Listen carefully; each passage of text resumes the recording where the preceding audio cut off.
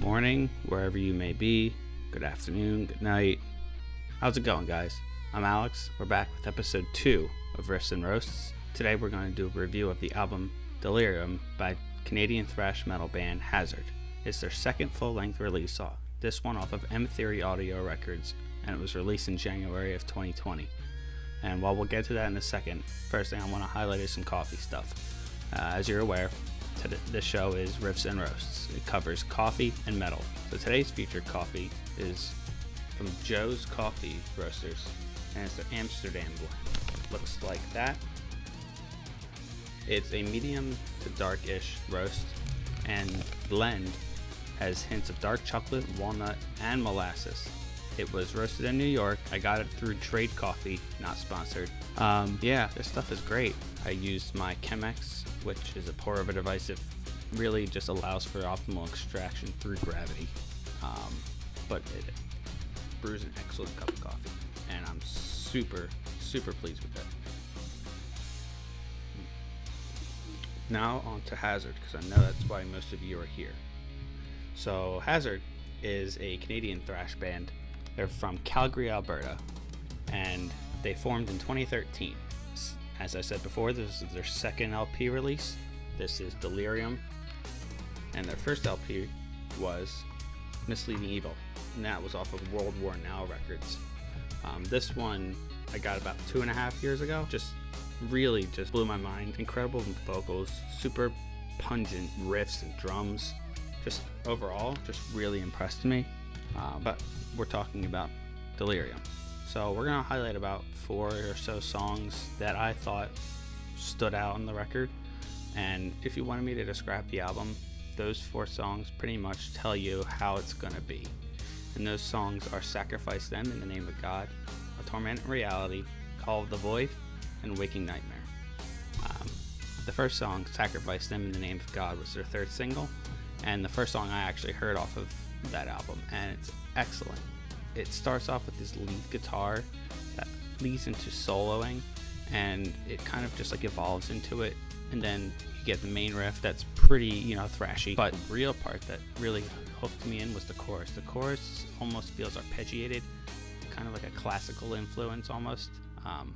It's super catchy, and it goes really well with drummer and vocalists' vocals. And their drummer and vocalist is Dylan Westendorp. Their guitars, rhythm-wise, is Brandon Maklicki. I apologize if I'm pronouncing any names wrong.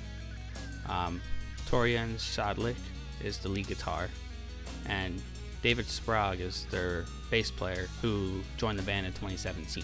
So he's the only one that's not original member, as far as I am aware. But anyway, yeah, so Dylan's vocals kind of invoke a Havoc and early Metallica type combination, which I find extremely cool.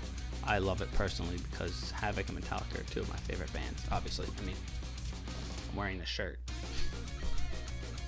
Pretty simple. But yeah, so that song really starts the record off strong. The next song is A Tormented Reality. And that's the second song I'm going to highlight.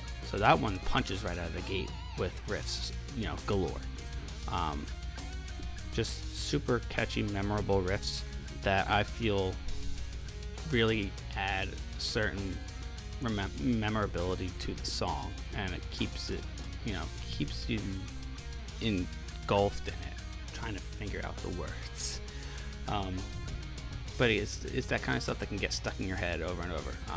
They have really cool gang vocals, as thrash normally does, and it's super headbanging. Then they have a bass outro, and then that outro actually goes into another song called Victim of a Desperate Mind, which is really cool. We're not going to talk about that one today, because I want to highlight a couple other songs.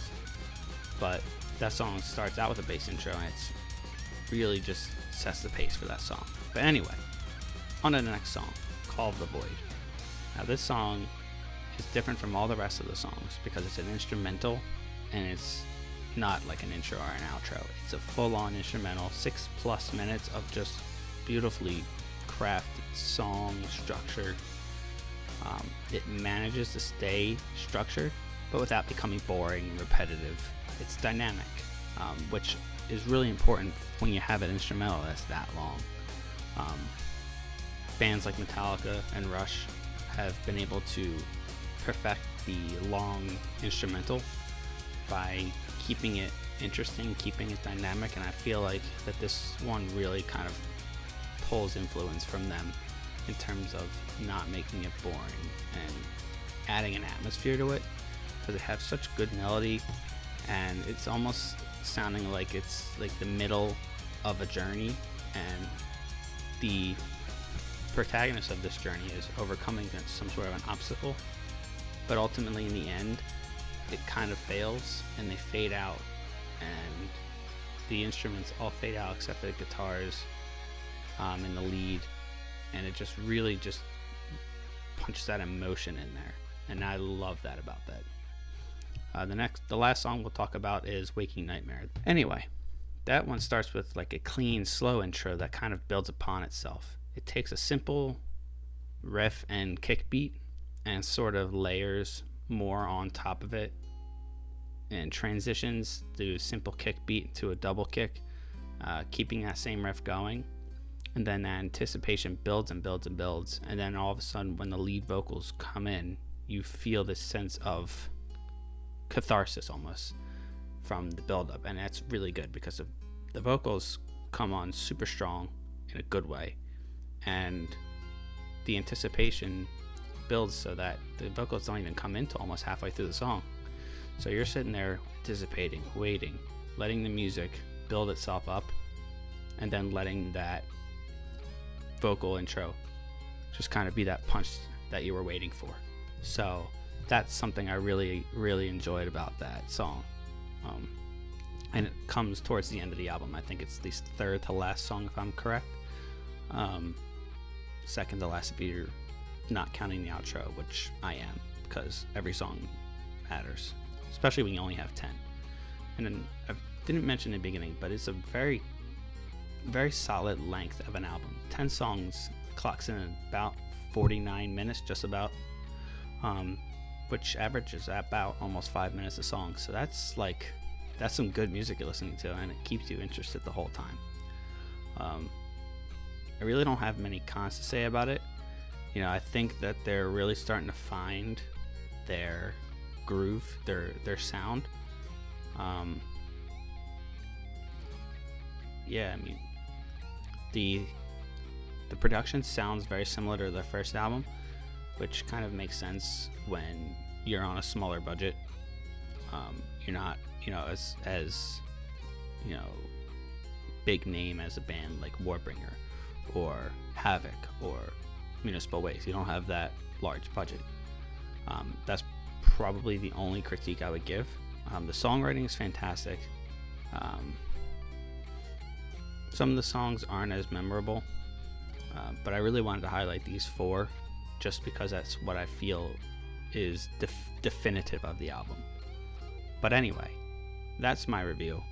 I hope you guys enjoyed the album. I really did. I hope you enjoyed my review. If you do, and you want to, stay tuned for more content, more should be coming soon. If you want to, you can click the subscribe button. It should be like right there.